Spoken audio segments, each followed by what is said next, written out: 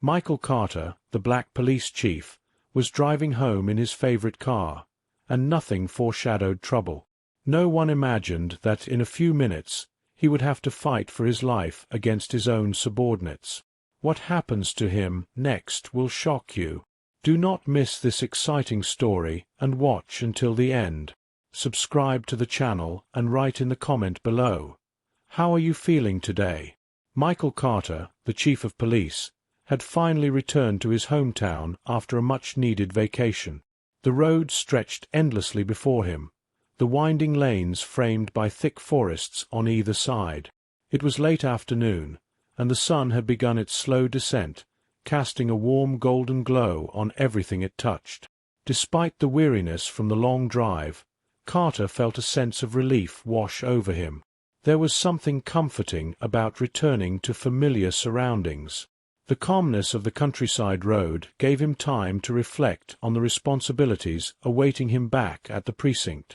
After weeks of being away, he was ready to get back to work. The police force relied on him. His steady hand, his sense of justice, and his experience as the first black chief of police in the town's history.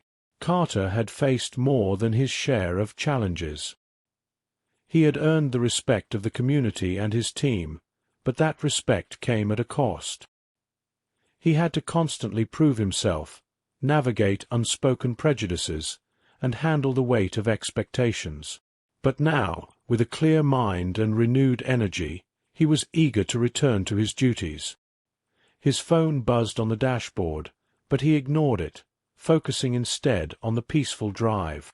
The road was quiet, with barely any traffic at this hour. He took a deep breath, enjoying the calm that peace provided. However, it would be short-lived.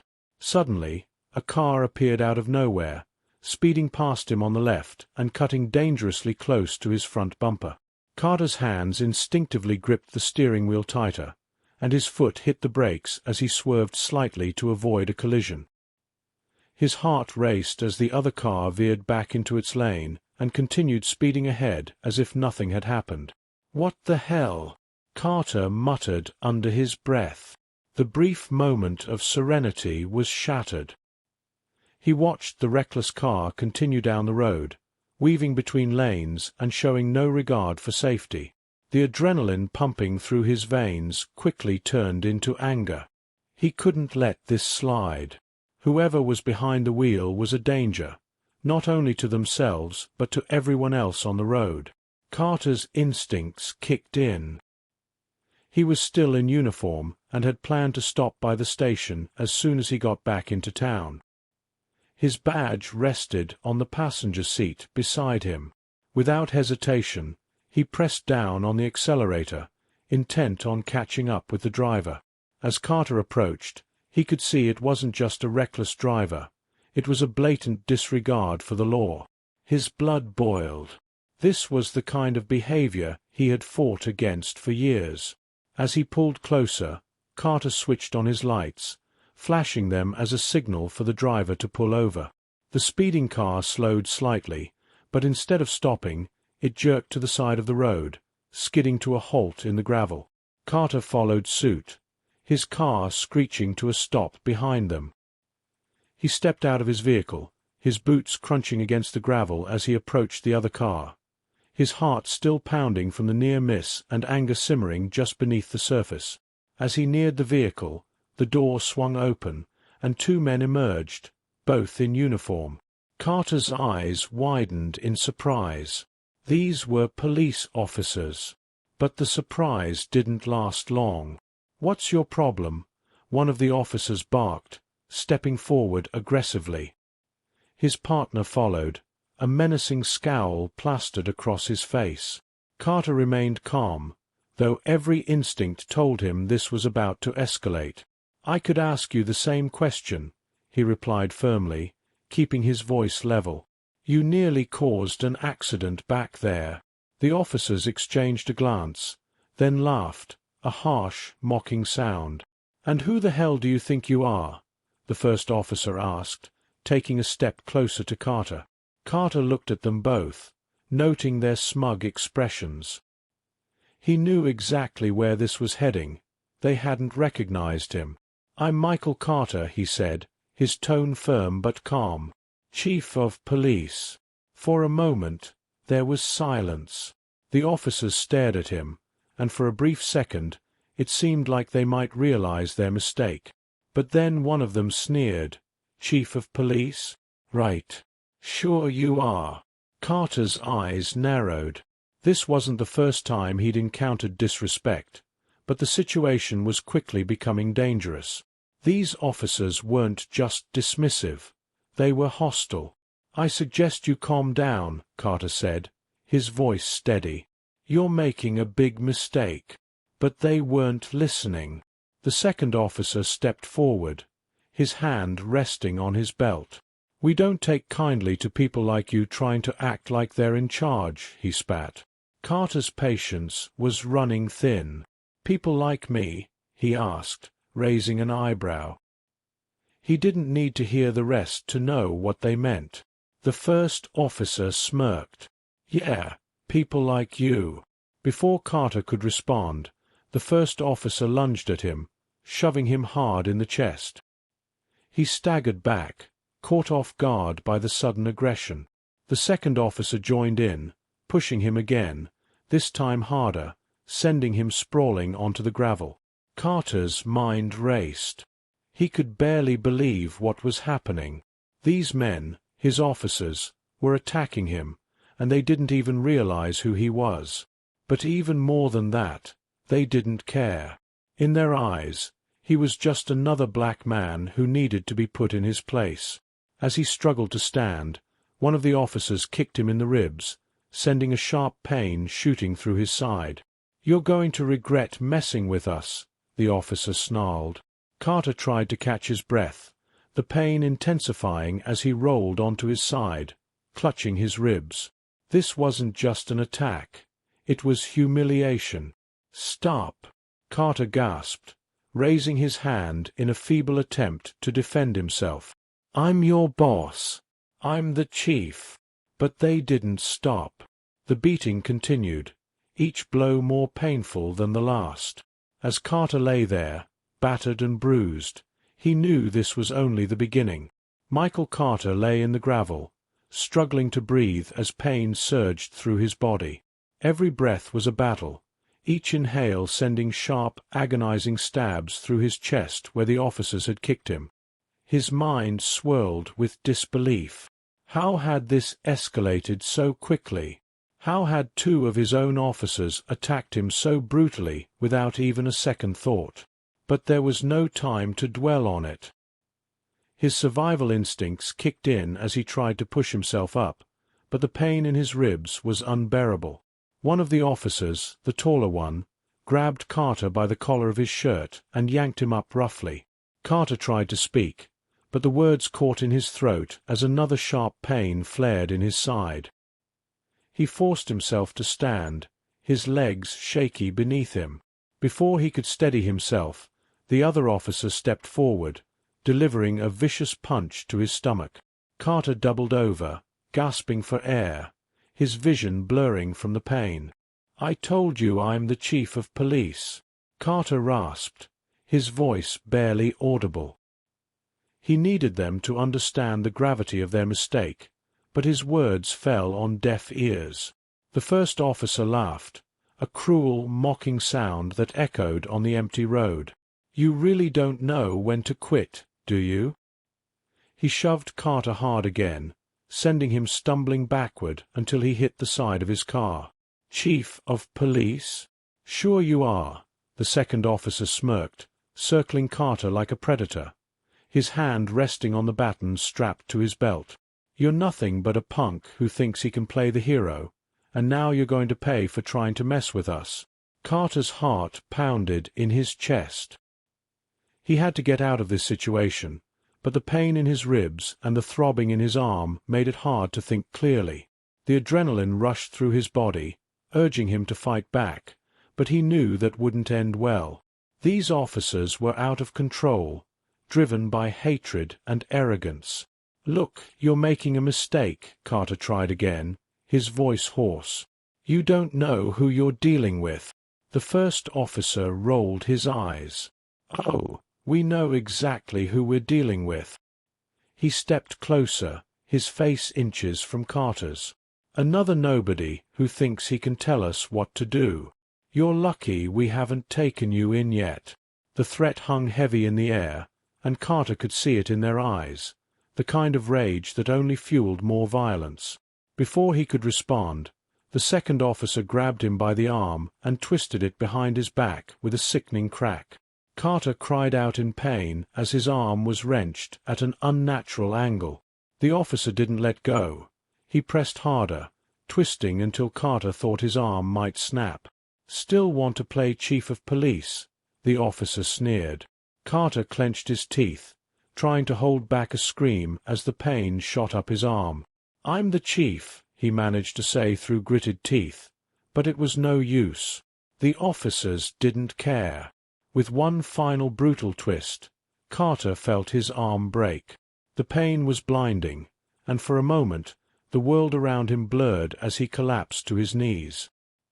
His broken arm hung limply at his side, and all he could focus on was the unbearable agony.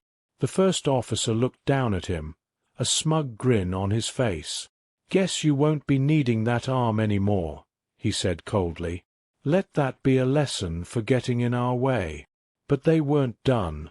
Not yet. The second officer walked over to Carter's car, eyeing it with disdain.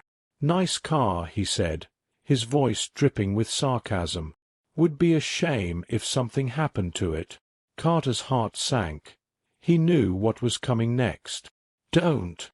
Carter gasped, but it was too late. The officer pulled out a lighter from his pocket and flicked it open with a grin. "You know we don't usually burn cars," he said, "but for you, I'll make an exception." The flame from the lighter danced in the wind as the officer approached the car's fuel tank. He looked back at Carter, who was still kneeling on the ground, too injured to move. "This will teach you not to mess with us," the officer said before throwing the lighter onto the car. In an instant, flames engulfed the vehicle, spreading quickly and filling the air with thick black smoke. Carter watched in horror as his car was consumed by the inferno, the heat from the flames searing his skin even from a distance. His heart raced as the realization of his situation hit him full force. He was alone, injured, and now without his car. The officers stood back, watching the fire with satisfaction. "Looks like your ride's done for," one of them said, his voice full of mockery. Carter couldn't take his eyes off the blaze. The car wasn't just a possession. It was a symbol of his hard work, his success. Now it was gone, reduced to ashes by the very men who were supposed to serve under him. But they weren't finished with him yet. The first officer walked over, grabbing Carter by his shirt collar and pulling him up onto his feet. "You thought you could get away with stopping us," he growled. "Think again." With a brutal shove, the officer threw Carter back down onto the ground. His head hit the gravel hard, and for a moment everything went black. When his vision cleared, he saw the second officer rifling through his pockets, pulling out his wallet and phone. "Thanks for the cash," the officer said with a smirk, waving the money in front of Carter's face. "Consider this a toll for messing with us." Carter's head throbbed, and he could feel his strength draining from him. They had taken everything, his car, his money, his phone, and now they were leaving him for dead. The officers turned and walked back to their car, laughing as they left Carter lying on the side of the road. "Next time, don't try to be a hero," one of them called out as they got into their vehicle and drove off, leaving Carter alone in the darkening forest. The sound of the car's engine faded into the distance, and Carter was left in silence, his body aching from the beating and the heat from the burning car still radiating against his skin. He tried to move, but his body wouldn't cooperate. His vision blurred as the pain threatened to overwhelm him. He was miles from town, injured, with no way to call for help. But one thing burned brighter than the fire that consumed his car: his determination. He would make it back. He would make sure these officers paid for what they had done. Summoning every last ounce of strength, Carter forced himself onto his feet, his broken arm hanging uselessly at his side. He started walking, each step sending waves of pain through his body, but he kept going. He had no choice. His journey back to town had only just begun. Michael Carter had never felt pain like this before. Every step along the dark, winding road was agony. His broken arm dangled uselessly at his side, throbbing with every movement, and his ribs ached with every shallow breath. The forest around him was quiet, save for the occasional rustle of leaves in the wind. There were no cars on the road, no sign of help. He was alone. The officers had left him in the middle of nowhere, stranded without his car, his phone, or any means to call for help. They had taken everything from him, his dignity, his strength, his car, and even his money. Now, all Carter had was his will to survive. He kept walking, though each step felt heavier than the last. His vision blurred from the pain, and he stumbled several times, barely catching himself before falling. The cool night air stung his skin, and he could feel the sweat soaking through his clothes, mixing with the dirt and blood that covered him. His body was on the verge of collapse, but he couldn't stop, not now. The distant lights of the town were still far off, barely visible through the trees. He estimated it would take him hours to reach it on foot, and every minute felt like an eternity. His mind raced with thoughts of what had just happened. How could this be real? How could two of his own officers, men who were supposed to serve and protect, have done this to him? But Carter knew the answer. They hadn't seen him as their superior. They hadn't even seen him as a man of authority. To them, he was just another black man who needed to be put in his place. The fact that he was their boss didn't matter. They didn't care about that. They only cared about their power, their ability to dominate and humiliate anyone they deemed beneath them. He gritted his teeth, using the anger to push himself forward. His whole life had been a battle against prejudice, but this was different. This was personal. Those officers had gone out of their way to hurt him, to destroy him, and now they were going to pay for it. Carter stumbled again, his knees buckling. As his body screamed for rest, he fell hard, hitting the ground with a jarring thud. The gravel scraped against his skin, tearing at his palms, and his broken arm sent a searing pain through his body. For a moment, he lay there gasping for breath, his vision swimming. His mind screamed at him to get up, but his body refused to cooperate. He was exhausted, injured, and alone. The cold ground beneath him offered no comfort, only a reminder of how far he still had to go. But he couldn't stay here. He couldn't let those officers win.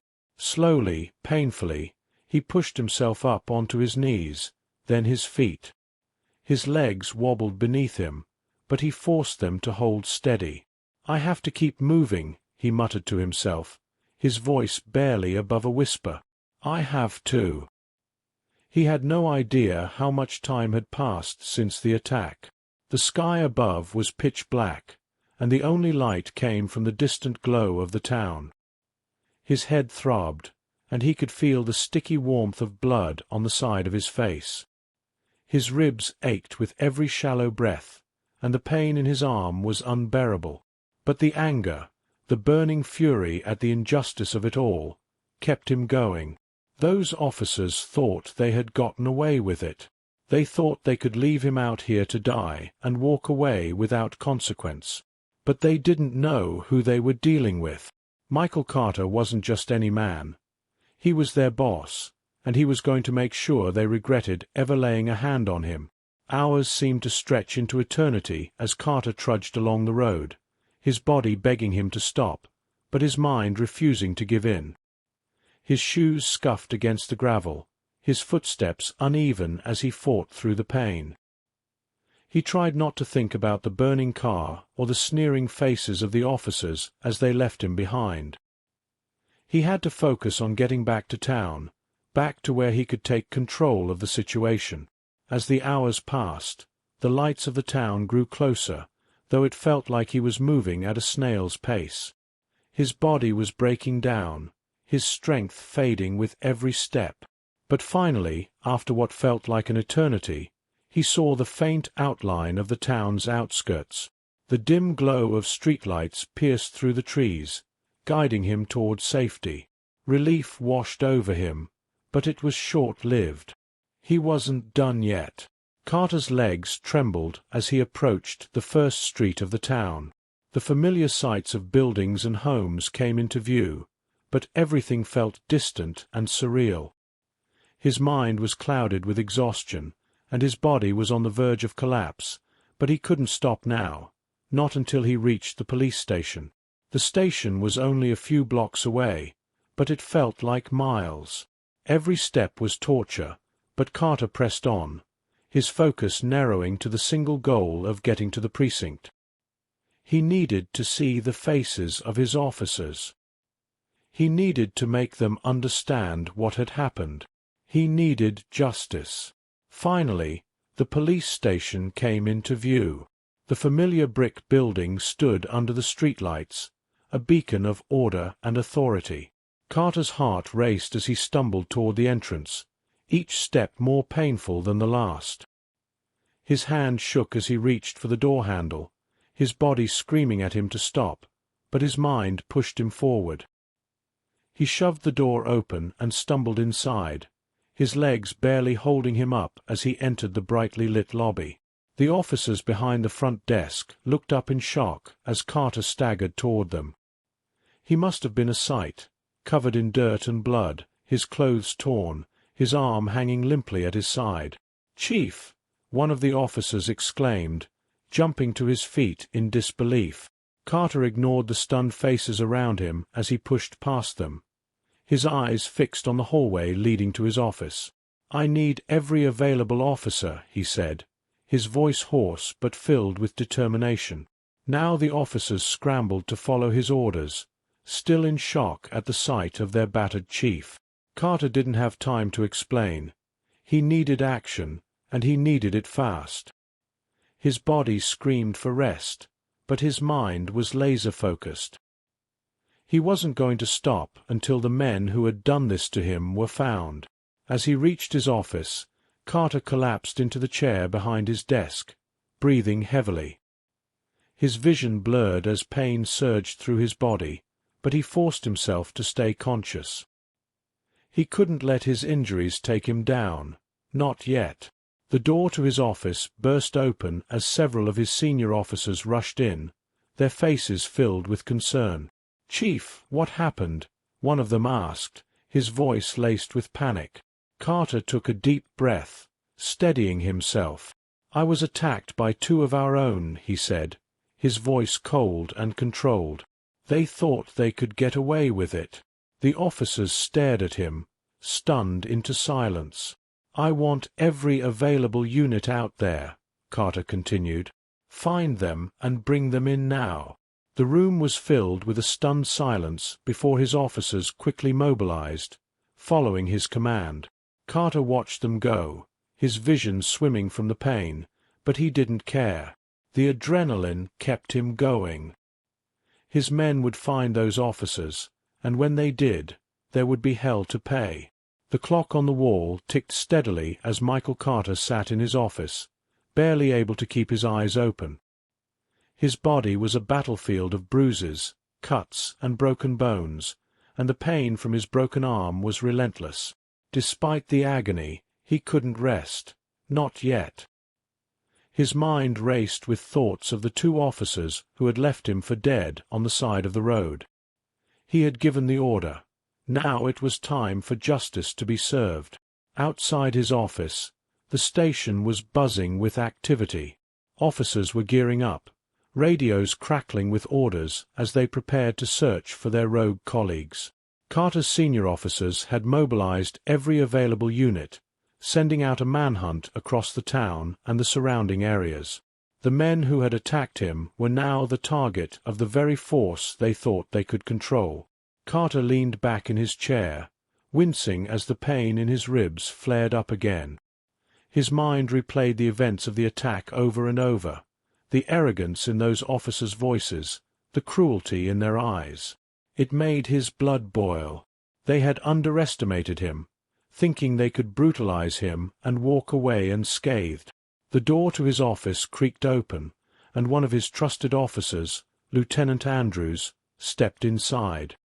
His face was tight with concern, his eyes scanning Carter's injuries. "Chief, we're ready," Andrews said, his voice steady but laced with worry. "We've sent out patrols to all major roads and checkpoints.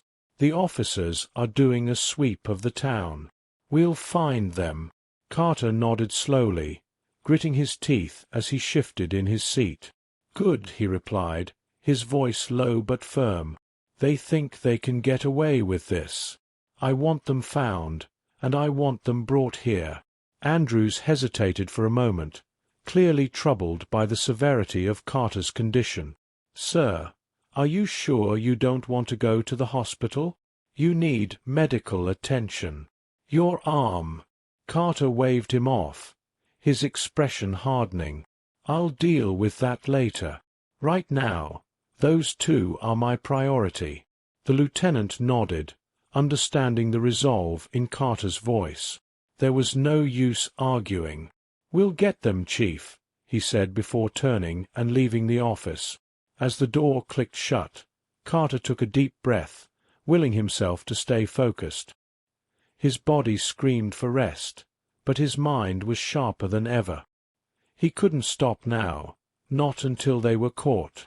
Time seemed to move slowly as he waited, the minutes dragging by. The station's radio echoed with updates from the officers in the field. Several patrol cars were combing through the town, checking side streets, parking lots, and isolated areas, but so far there was no sign of the two men. Carter closed his eyes for a brief moment, trying to block out the pain and concentrate on the task at hand. He had to think clearly. These two weren't going to stay in town. They'd be trying to escape. They knew what was coming and were probably already planning their next move.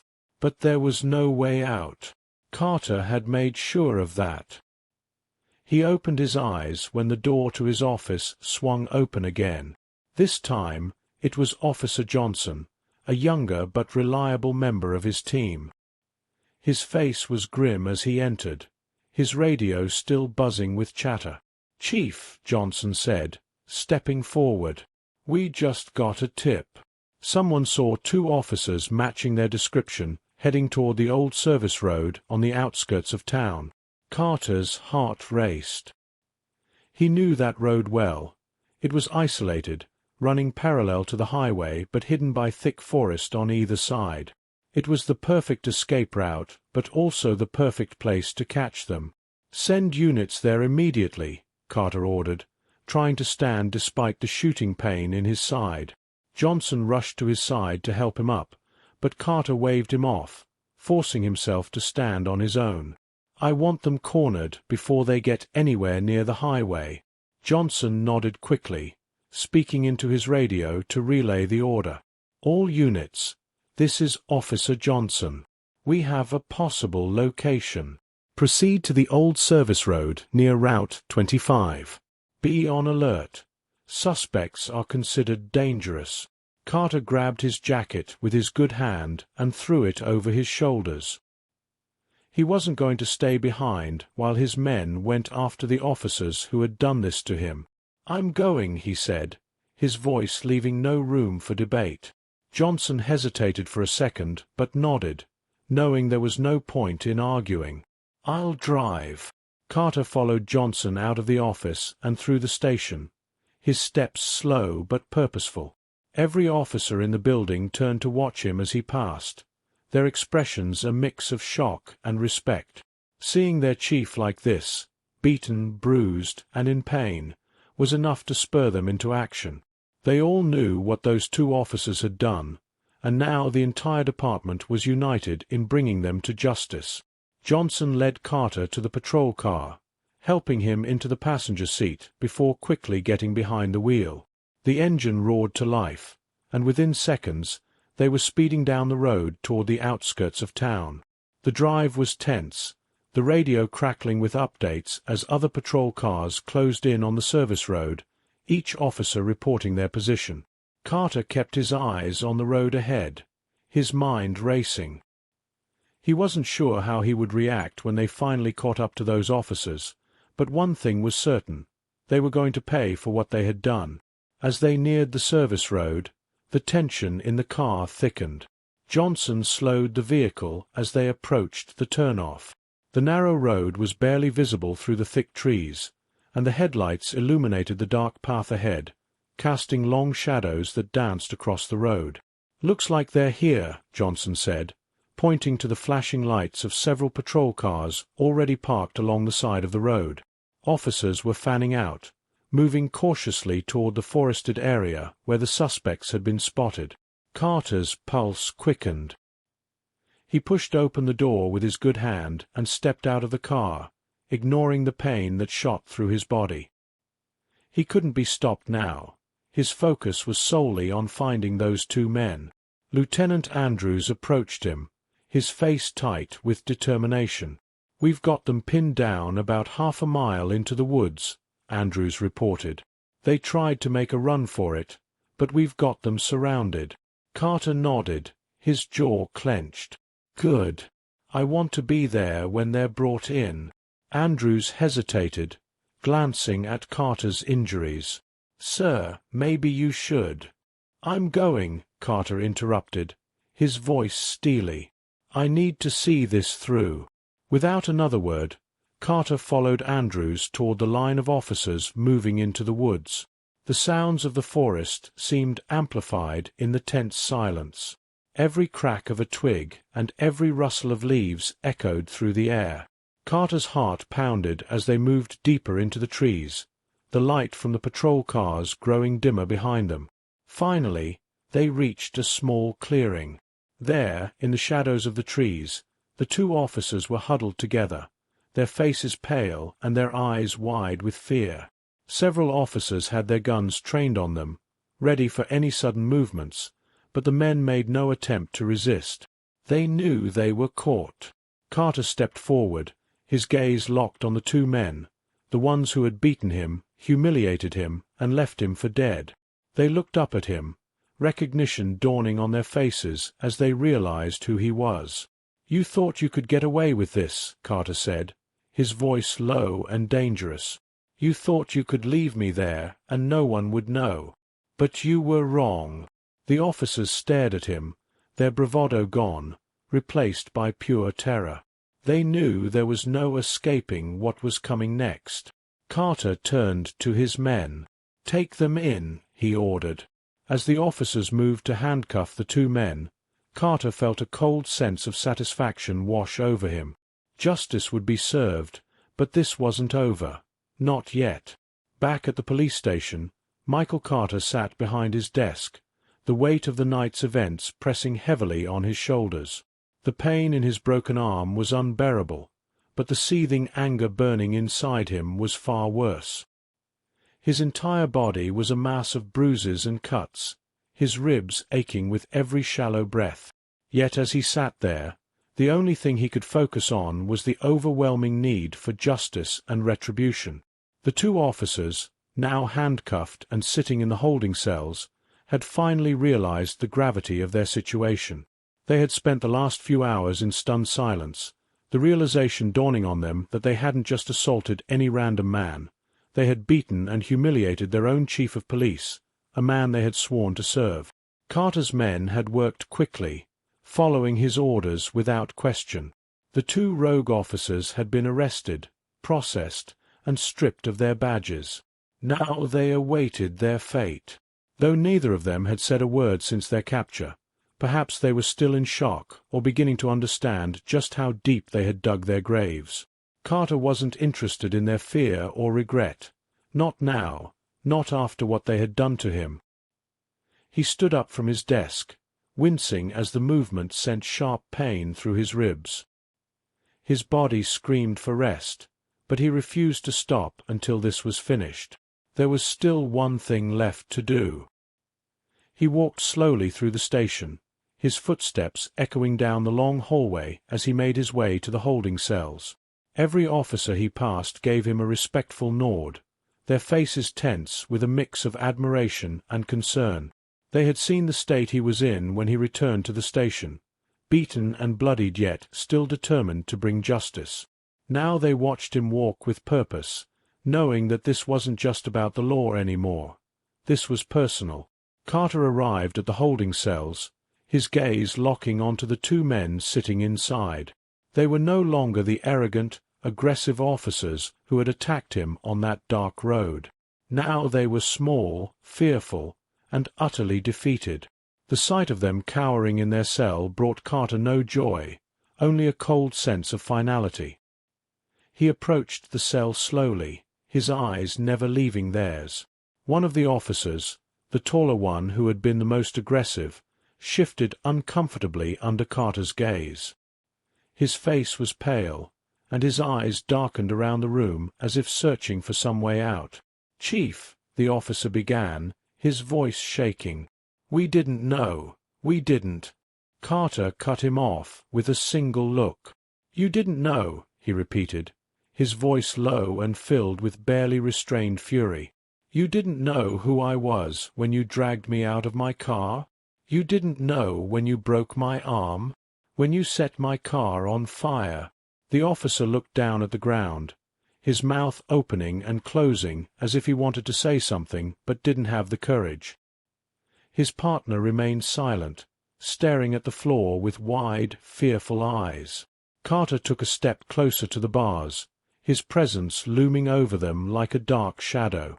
"You didn't care who I was," he said coldly. "You saw a black man and thought you could get away with it. You thought you could beat me, humiliate me, and leave me to die, and that no one would ever know." The taller officer swallowed hard, his hands trembling as he gripped the edge of the bench. "Chief, we made a mistake." Carter's eyes narrowed. "A mistake?" He shook his head slowly. "No, a mistake is something you can fix. What you did was deliberate. You knew exactly what you were doing." The room fell into a tense silence, the air thick with the weight of Carter's words. The two officers shifted nervously in their seats, the reality of their actions finally crashing down on them. Carter stepped back from the cell, his expression cold and unreadable. "You will pay for what you've done," he said, his voice hard as steel. "I'm going to make sure you never wear a badge again. I'm going to make sure you can't even get a job cleaning floors in this town. You're finished." The taller officer's face crumpled with fear, his bravado completely shattered. "Please, Chief." But Carter wasn't interested in their pleas. He turned to the other officers standing by, nodding toward the cell. "Take them to the briefing room. I want everyone to see what happens when you betray this department." The officers nodded and moved quickly, unlocking the cell and pulling the two men to their feet. The rogue officers didn't resist. Their fear was palpable as they were led out of the holding area and down the hall toward the briefing room. Carter followed behind them, his expression grim. In the briefing room, the entire department had gathered, waiting in intense silence. When Carter entered, followed by the two disgraced officers, all eyes turned toward him. The room was thick with the weight of what was about to happen. Carter walked to the front of the room, standing tall despite the pain coursing through his body. The two officers were forced to stand beside him, their heads hung low in shame. "This department has always stood for justice," Carter began, his voice steady and firm. "We are here to serve and protect, not to abuse our power. These two men violated that trust. They attacked me, their own chief, because they thought they could get away with it. They thought no one would ever hold them accountable." The room was silent, the tension palpable. Every officer in the room was on edge, watching their chief with respect and fear. Carter turned to the two men, his gaze icy. "You are no longer police officers," he said, his voice like a knife cutting through the air. "You will never wear a badge again, and I will personally make sure that no department in this country ever hires you." He paused, letting the weight of his words sink in before continuing. "But that's not all. You will buy me a new car exactly like the one you destroyed, and you will pay for it out of your own pockets." The taller officer looked up, his face pale. "We can't afford that." "You'll find a way," Carter interrupted, his tone merciless. "Because if you don't, I'll make sure you spend the rest of your lives paying for it in other ways." The room was deathly silent as Carter stepped forward, standing inches from the disgraced officers.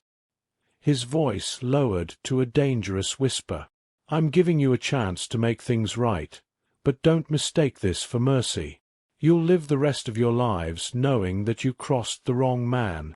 Then, with deliberate slowness, Carter raised his good hand and delivered a sharp, stinging slap across the taller officer's face.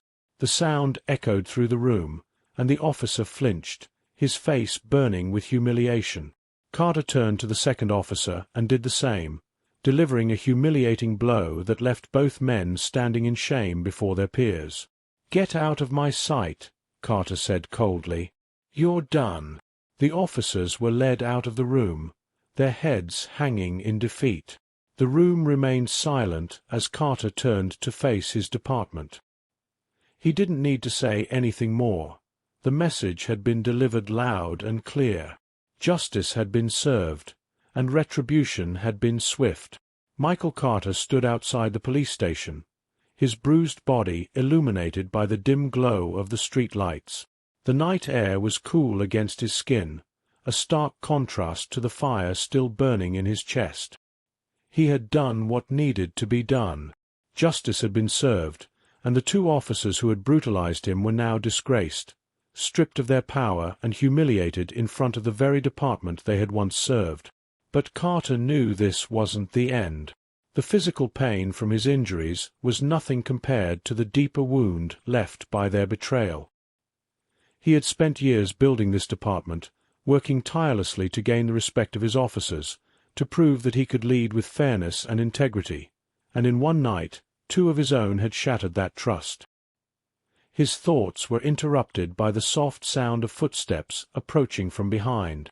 Carter didn't turn around. He knew who it was. "Chief," came the familiar voice of Lieutenant Andrews, quiet and steady. "The paperwork is done. They've been officially removed from the force. They won't be coming back." Carter nodded, but didn't respond immediately. He could feel the weight of everything that had happened pressing down on him like a heavy burden.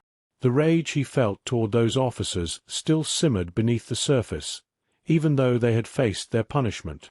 "I know you did what you had to do," Andrews continued, stepping closer. "But you need to rest, sir. You're injured badly. You should be at the hospital." Carter finally turned to face him, his expression unreadable. "There will be time for that later," he said quietly. His voice was hoarse, worn out from the night's events, but still carrying the authority of a man who wasn't finished. "Right now, I need to make sure this department knows that what happened tonight won't be tolerated. Ever." Andrew sighed, clearly worried. "They know, Chief. Everyone saw what happened in that briefing room. They won't forget it." Carter looked down at his hands, the knuckles still raw from where he had struck the officers. The humiliation on their faces had been a small victory, but it hadn't filled the emptiness inside him. "Those two," Carter said, his voice tight with restrained emotion. "They weren't just rogue officers. They were a symptom of something bigger, something I've been trying to fight my whole career." Andrews remained silent, allowing Carter to continue. "I've spent years trying to build trust, trying to prove that I deserve this position," Carter said, his gaze distant. "But to some people, it doesn't matter what I've done or what I stand for. To them, I'm still just." His voice trailed off, but the words hung in the air, heavy with the weight of unspoken truths. Andrews shifted uncomfortably, clearly aware of the deeper meaning behind Carter's words. "Sir, we all respect you. This department respects you. What those two did, they don't represent the rest of us." Carter finally looked at him, his eyes sharp. "Maybe not," he said, "but they thought they could get away with it. And that's the problem." The silence that followed was thick with unspoken frustration. Carter knew that the issue of racism and abuse of power went far beyond the actions of two men. It was embedded in the system, in the way certain officers viewed their authority and the people they were supposed to serve. And it wasn't something that could be fixed overnight. But that didn't mean he wasn't going to try. "I need to make some changes," Carter said more to himself than to Andrews. "This department needs to be better. I need to be better." Andrews frowned, his concern deepening. "Sir, you've already done more for this department than anyone else ever could. You've led with integrity, with strength. What happened tonight wasn't your fault." Carter shook his head, the bitterness in his voice unmistakable. "Maybe not, but it's my responsibility to make sure it never happens again." He turned away from Andrews, staring out at the empty streets of the town he had sworn to protect. The weight of leadership was heavier than ever, and the responsibility of preventing future injustices felt like an impossible burden. But Carter knew that he couldn't turn away from it. Not now. The two officers were gone, but their actions had left a scar that wouldn't heal easily. Carter had seen firsthand how easily the line between law enforcement and abuse could be crossed, and he was determined to make sure that line was never crossed again under his watch. "Starting tomorrow," Carter said, his voice resolute, "we're implementing new training for every officer in this department. Cultural sensitivity, use of force, everything. And anyone who refuses to take it seriously will be out. No exceptions." Andrews nodded slowly, though it was clear he wasn't entirely surprised by Carter's decision. "I'll get the details organized first thing in the morning." Carter gave a short nod, satisfied that his plan would be set in motion. But there was still something else he needed to address, something personal. "I want them to pay for my car," Carter said, his voice cold. "Every last cent." Andrews raised an eyebrow, but didn't question the order. "I'll make sure that happens. And after that," Carter continued, his tone hardening, "they're done. They won't work in law enforcement again. I'll make sure of it." The two men stood in silence for a moment, the gravity of the situation hanging in the air. Carter's mind was racing, already planning the next steps, the changes that needed to be made. This was just the beginning. Finally, Andrews spoke again, his voice softer this time. "Chief, you've been through hell tonight. You need to rest."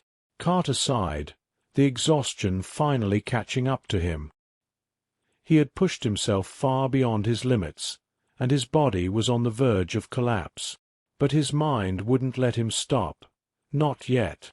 "I'll rest when this is done," Carter said, though he knew deep down that this battle was far from over. The road ahead would be long and difficult, but he had no choice but to keep going. Andrews gave him a small, understanding nod.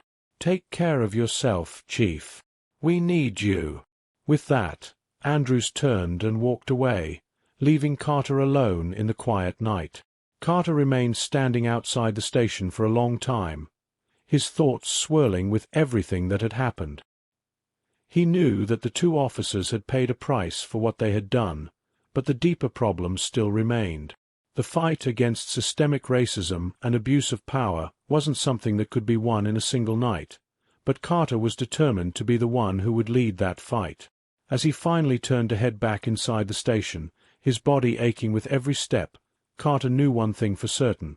The battle was far from over, but he wasn't going to back down. Not now, not ever. Michael Carter stood outside the police station, battered but unbroken. Justice had been served. The two officers who had brutalized him were disgraced, fired, and would never wear a badge again. Yet Carter knew the fight was far from over. His mission now was clear: to rebuild trust, reform his department, and ensure that no one else suffered the same fate. He stared into the night, determined to bring lasting change. This was only the beginning. If you found this story powerful, don't forget to subscribe to the channel and share your thoughts in the comments. Your support helps us continue telling stories that matter.